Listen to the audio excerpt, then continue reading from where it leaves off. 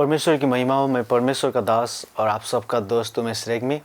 मैं आज आप सबको फिर से स्वागत करता हूं वचन की गहराई में। वचन की गहराई से आज हम मनन करने वाले हैं धैर्यता की शक्ति के विषय में। धैर्यता, कितने लोग धैर्य बोलते हैं, कितने लोग प्रतीक्षा करना बोलते हैं। जो धैर्य करते हैं और जो प्रतीक्षा करते हैं उसमें क्या सामर्थ्य छिपी है, उसके विषय में आज हम देखते हैं। शैतान को पता है धैर्य करना, प्रतीक्षा करना कितनी सामर्थ्य बात है। अगर आप अच्छे से अपने टाइम तक रुक सके, धैर्य धारण कर सके, प्रतीक्षा कर सके, परमेश्वर की राह देख सके, अगर आप ये कर पाए तो जो सामर्थ्य प्रकट होना है वो शैतान जानता है। इसीलिए वो आपको और हमें हड़बड़ी में डालता है, धैर्य धारण कराना नहीं चाहता। आज आप ध्यान दो तो दुनिया सब फास्ट चल रही है। आपको इंटरनेट स्लो होगा तो आपको पसंद नहीं होगा। कितने लोग कार चलाते हैं, बाइक चलाते हैं, तो कोई बाइक या कार की अच्छी पिकअप नहीं होगी, अच्छे से रेस स्पीड नहीं लेगा तो उसमें भी पसंद नहीं करते लोग उसे। हर चीज़ लोगों को फास्ट चाहिए।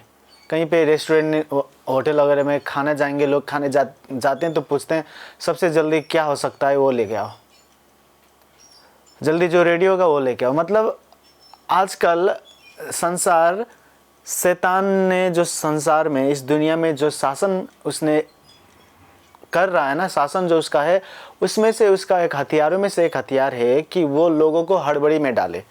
लोगों को फास्ट चाहिए सब चीज़। और इससे आपको पता चलता है कि शैतान कितना डरता है उन लोगों से जो धैर्य धारण करते हैं, जो प्रतीक्षा करते हैं। वचन में लिखा, जो परमेश्वर की प्रतीक्षा करते हैं, जो परमेश्वर की धैर्य धारण करके उनकी राह को देखते हैं, वो नए सामर्थ्य को पाएंगे। उनका बल नया होगा, वो दौड़ेंगे और थकेंगे नहीं। वो उकाब के नाए, ऊंचे ऊंचे ऊंचे भी, ऊंचे पर्वतों से भी ऊंचा उड़ेंगे। परमेश्वर उन्हें ऊंचाई में ले जाएगा जो धैर्य धारण करते हैं, जो प्रतीक्षा करते हैं। तो आज आपको मैं बताना चाहता हूँ, शैतान आपसे लड़ता है, वो आपको धैर्य धारण कराना नहीं देना चाहता। हमेशा लड़ेगा वो आपसे। और ये इतना सामर्थ्य बात है और ये इतना कठिन भी है। मैं जितने आसानी से आपको समझा रहा हूँ कि धैर्य धारण करना होगा, हम सबको करना होगा, जितने आसानी से अभी समझाऊंगा मैं आपको, उतना आसान ये है नहीं। बोलने के लिए ये बहुत ही आसान है, लेकिन जो धैर्य धारण करके परमेश्वर की राह देखते हुए अपने जीवन में उन पर भरोसा करते हुए आगे बढ़ रहा है, उसको पता है ये कितना कठिन है। हमारे जीवन में, क्रिश्चियन के जीवन में जो कठिन चीज़ है, मसीहों को जो कठिन चीज़ करने के लिए परमेश्वर ने बोला है, उनमें से सबसे कठिन चीज़ों में से एक है धैर्य धारण करना, प्रतीक्षा करना, राह देखना परमेश्वर की। जब कुछ नहीं हो रहा है फिर भी उस पर भरोसा रखना, जब कुछ भी आशीष नहीं देख रहे हैं। देखो, जब आप अय्यूब के बारे में मनन करोगे तो अय्यूब को आप देखोगे, वो अपने परिवार को देख रहा है और परिवार में भी शैतान की काम हो रही है। परिवार को शैतान ने मार दिया। उसकी खुद की बीवी आके बोलती कि परमेश्वर को श्राप दे के तू मर जा। वो परिवार को देख रहा है, परिवार में भी शैतान काम कर रहे हैं। वो अपने धन दौलत को देखता है, वहाँ पर भी शैतान काम कर रहा है। उसके धन भी छीन ले गए, जितने पशु पंछी थे वो सब चुरा ले गए। उसकी जो फसल थे उसमें आग लग गई। नौकर चाकर जो उसके लिए काम करते थे, अब मालिक गरीब हो गया तो नौकर चाकर क्या करेगा, बैठ के तनख्वाह भी देने लायक का नहीं था वो, तो उसके नौकर चाकर भी उसके घर से निकल गए। परिवार को देख रहा है तब भी शैतान काम कर रहा है। अपने धन दौलत को देख रहा है, वहाँ पर भी शैतान काम कर रहा है। उसके बच्चे को भी शैतान ने मार दिया। अपने दोस्तों की ओर देखता है। वचन में लिखा, उसके दोस्त उसको सहानुभूति देने के लिए आते हैं, उसको सांत्वना देने के लिए आते हैं। लेकिन जब उसके दोस्त उसके पास आते हैं वो हैरान हो जाते हैं, बोलते हैं इतना ज़्यादा कष्ट तो धर्मी को कभी नहीं मिल सकता, ये पक्का पापी है। दुनिया के सामने ये धर्मी था लेकिन चोरी छिपे ये पक्का पाप करता होगा, अंदर अंदर ये इतना पाप करता होगा कि परमेश्वर ने इसे दंड दिया। तो वो अपने अपने यार दोस्ती को जब सोचता है, उधर भी शैतान का काम देखता है। परिवार के ऊपर जब ध्यान देता है, उधर भी शैतान का काम देखता है। अपने धन दौलत में ध्यान देता है, उधर भी शैतान का काम देखता है। अब बचा उसका शरीर। वचन में लिखा, लास्ट में उसके शरीर को भी शैतान ने छुआ। अपने शरीर को जब देखता है तो शरीर में भी शैतान का काम देखता है। शैतान का काम देखता है, उसके शरीर में घाव आते हैं, छाले का रोग लग जाता है। अभी के भाषा में बोलो तो स्किन कैंसर से भी बड़ा रोग। अपने शरीर में, अपने परिवार में, अपने दोस्तों में, अपने धन दौलत में, जहाँ पर भी वो देख रहा है वहाँ पर शैतान का काम देख रहा है। चारों ओर उसके आसपास जब शैतान के काम हो रहे हैं, उसे पता है ये शैतान की ओर से हो रहा है, फिर भी वो बाइबल था नहीं उस वक्त, वो फिर भी प्रार्थना करता रहा अपने परिवार के लिए, अपने दोस्तों के लिए, जो उसको आशीर्वाद देने आए थे, जो उसको सहानुभूति देने आए थे। वही दोस्त उसको शराब देने लगे। तो अपने दोस्तों के लिए भी प्रार्थना करता है, अपने परिवार के लिए भी प्रार्थना करता है और बोलता है कि मैं नंगा आया था, मैं नंगा जाऊंगा, लेकिन परमेश्वर को शराब नहीं दूंगा, मैं प्रार्थना करूंगा, उनकी आराधना करूंगा। इतने कठिन हालात में भी उसने वो किया जो आज हमें करना है। वो धैर्य धारण करके, प्रतीक्षा कर परमेश्वर की राह देखकर बैठा रहा। और शैतान को पता था कि ये राह देखते जा रहा है, ये प्रतीक्षा करते जा रहा है, इसको राह देखना नहीं देना है हमें, इसे प्रतीक्षा करना नहीं देना हमें, इसे धैर्य धारण करना नहीं देना। इसीलिए शैतान बार बार उस्काता था उसकी पत्नी को कि उसकी पत्नी उसको बोले और वो परमेश्वर को श्राप दे, लेकिन उसने कभी श्राप नहीं दिया। वो राह देखता गया। वो बोलता मैं मर जाऊंगा लेकिन परमेश्वर की राह देखूंगा, उनको श्राप नहीं दूंगा। अगर मैं मर भी गया तब भी उन पर भरोसा करके मैं मरूंगा, लिखा है। अय्यूब का किताब आप पढ़ेंगे तो लिखा, अगर तूने मुझे मार भी डाला तब भी तुझ पर भरोसा करते हुए मैं मर जाऊंगा। ये है धैर्य धारण करना, ये है परमेश्वर की राह देखना। और शैतान इससे डरता है।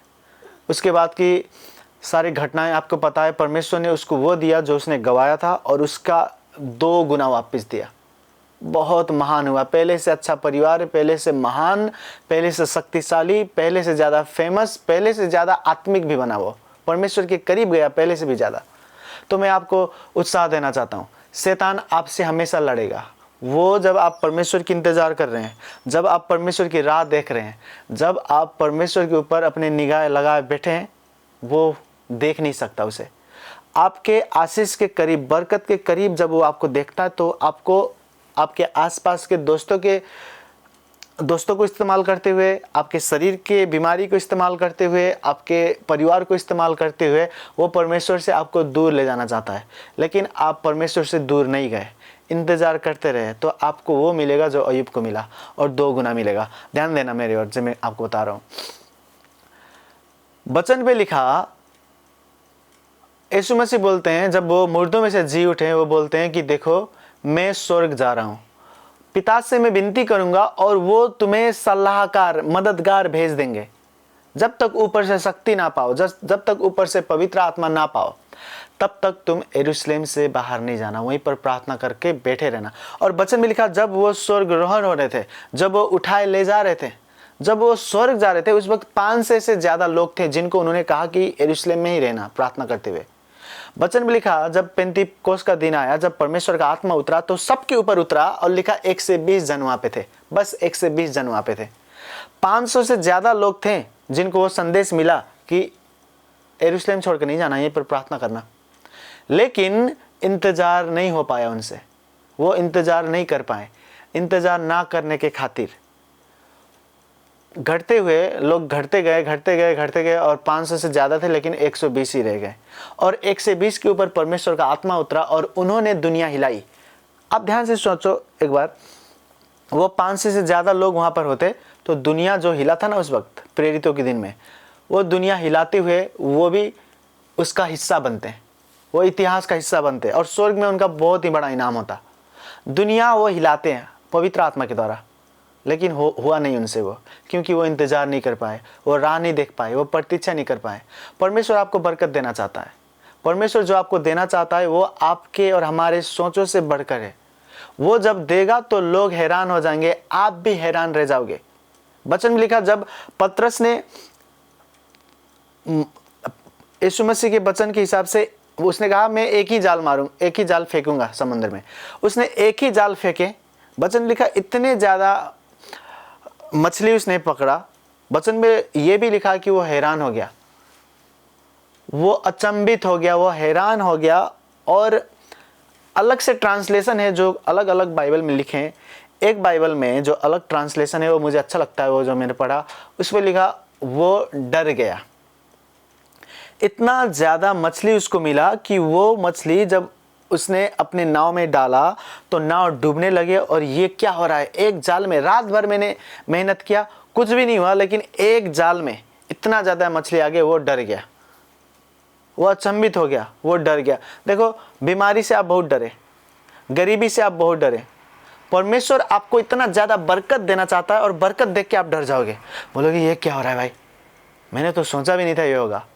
अगर आप राह देखते रहे परमेश्वर की, तो ये करेगा आपके लिए भी। आप डर जाएंगे, आपके आसपास के लोग, आपके दोस्त। बच्चे में क्या लिखा, चलो मैं आपको आसानी से समझाता हूँ। वो डर गया ऐसे मतलब आपको नहीं समझाऊंगा, क्योंकि लोग गलत अर्थ लगाएंगे, बोलेंगे ये भाई के कहाँ से बता रहे हैं कि डर गया।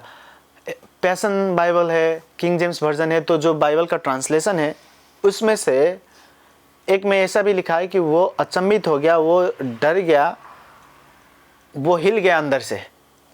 बीमारी देख के आप बहुत हिले होंगे, गरीबी देख के बहुत हिले होंगे, दुष्ट आत्मा के श्राप जो आपके जीवन में पड़े हैं उसको देख के आप हिले होंगे।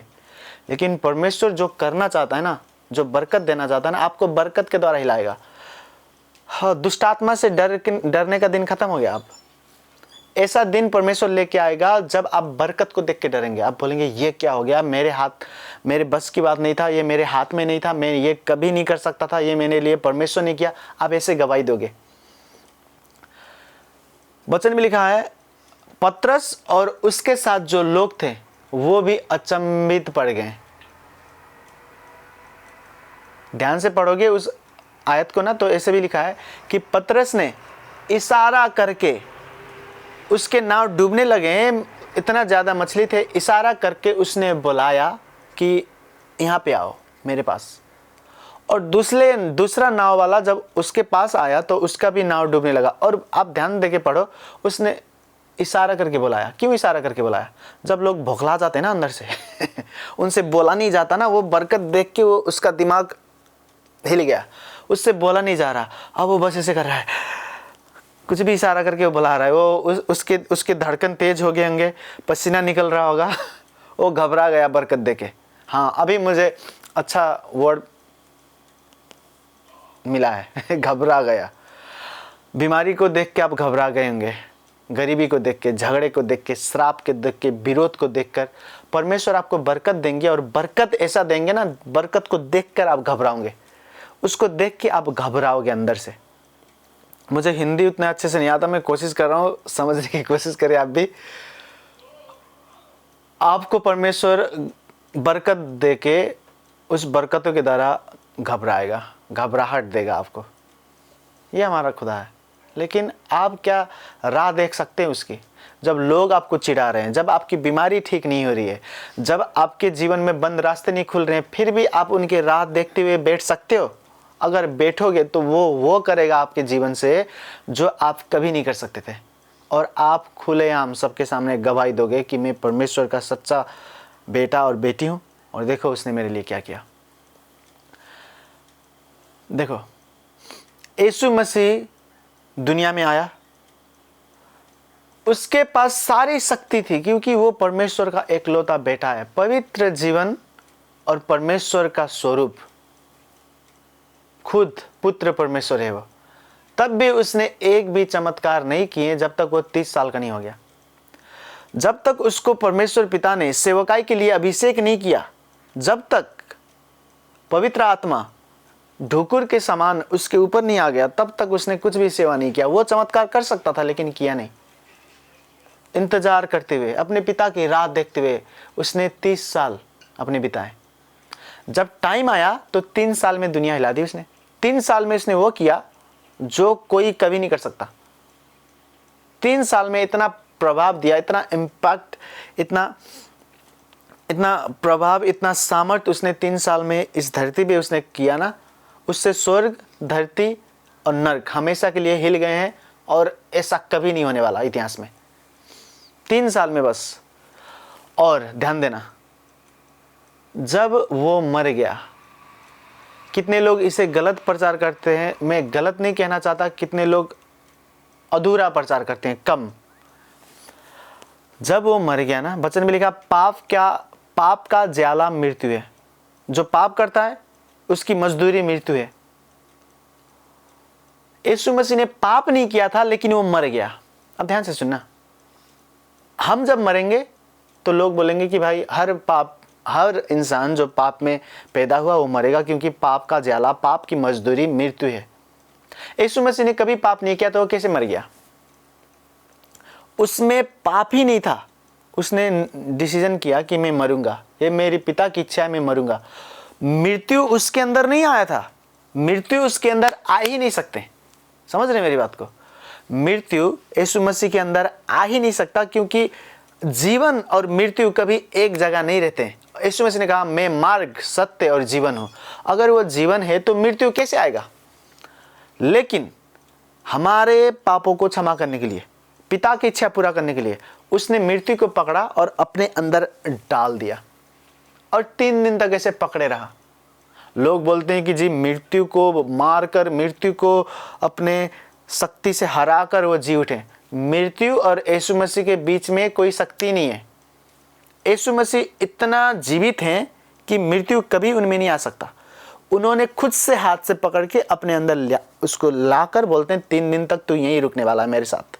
और मृत्यु तड़प रहा होगा, मुझे पता है मृत्यु का आत्मा तड़प रहा होगा। वो कह रहा होगा कि भाई मुझे जाने दो यीशु मसीह, तुम में कोई पाप नहीं है, पाप का ज्याला मृत्यु है, तुम खुद जीवन हो, मैं तुम में क्या कर रहा हूं, मुझे निकाल दो यहाँ से। यीशु मसीह ने कहा मैं नहीं निकाल रहा तुझे, मैं 3 दिन तक इंतजार करूंगा।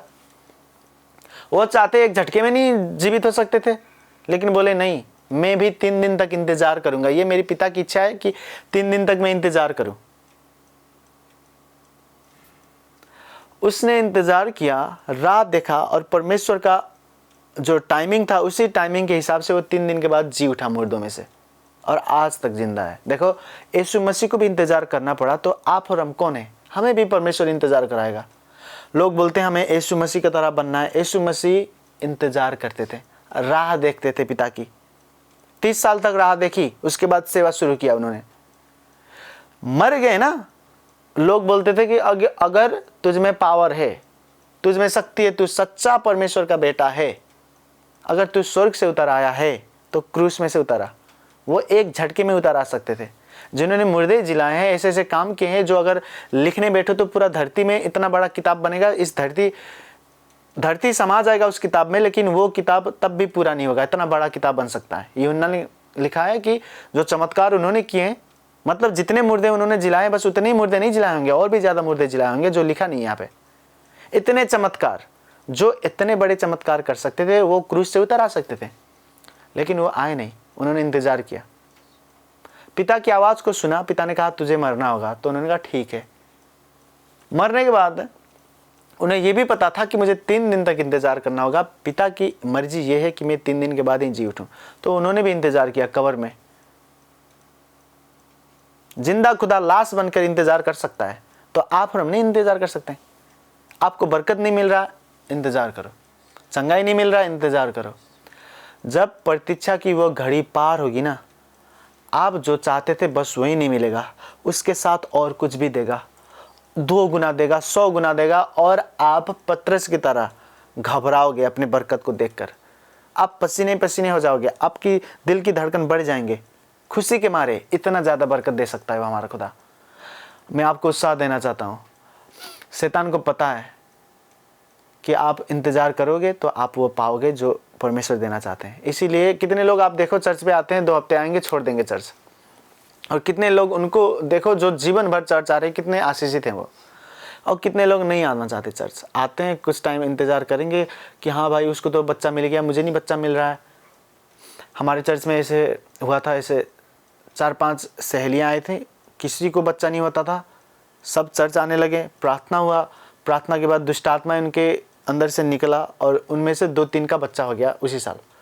और 2-3 तो चर्च आने लगे, और बाकी 2-3 का जिनका बच्चा नहीं होता वो बोलते थे कि बाबा देखो उनके बच्चे तो हो गए, हमारे नहीं हो रहे हैं। हम भी प्रेम करते हैं यीशु मसीह को, हम भी प्रार्थना करते हैं, हमारे नहीं हो रहे हैं, उनका तो हो गया। उनमें से एक का तो 1 महीने में ही बीमारी ठीक होकर वो प्रेग्नेंट हो गई थी। तो ऐसा होता है। तो मैंने समझाया कि परमेश्वर हर किसी के लिए अलग अलग योजना बनाता है, हर किसी को वो इंतज़ार कराता है। किसी को इस एरिया में ज़्यादा इंतज़ार कराएगा तो किसी को उस एरिया में। लेकिन अगर परमेश्वर आपको इंतज़ार करा रहा है तो आपको महान बनाना चाहता है।